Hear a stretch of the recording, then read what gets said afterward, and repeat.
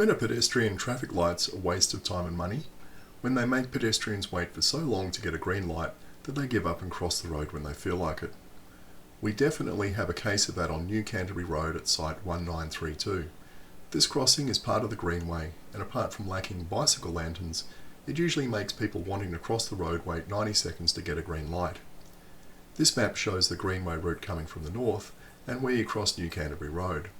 Now, to a typical traffic engineer, this looks like a main road with a pedestrian crossing, but to a cyclist, this looks like the intersection between a main road carrying vehicles and a main route carrying people on bicycles.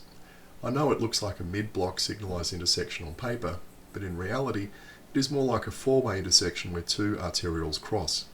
And in this case, one of those arterials is for people in cars and one is for people on bikes. I've pushed the button and the timer is now running. After 30 seconds, a woman with a yoga mat appears on the other side of the road. She's been waiting out of shot for 30 seconds at this point. She saw that the road was clear both ways and decided to cross.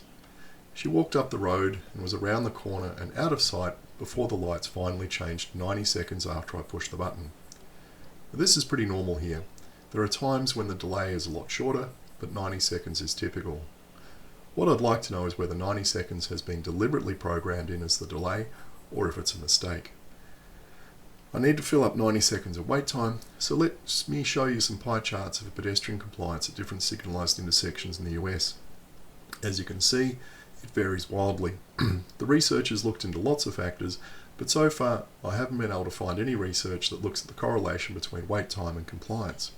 If there is, I'd expect it to look like this. The longer you make people wait, the more likely they are to say stuff it and cross when they feel like it's safe to do so.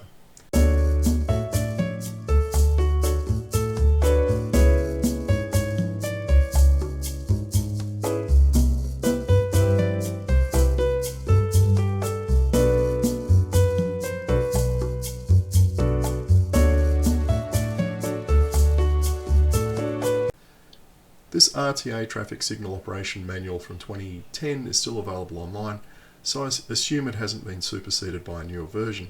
If it has, well, Transport for New South Wales needs to pull this one. It has this lovely diagram on page 17 showing how pedestrian movement is programmed. You press the button, then there is a program delay before your request to cross is registered.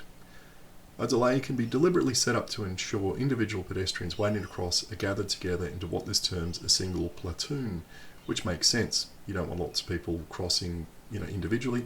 You want to gather people into a group and have them all go at once.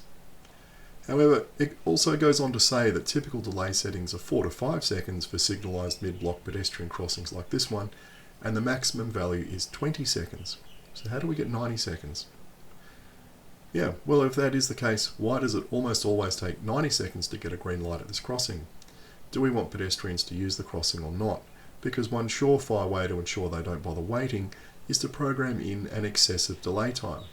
Now, you may think that 90 seconds isn't excessive, but, well, you'd probably be the only one. In that case, I'm going to show the delay 2 more times.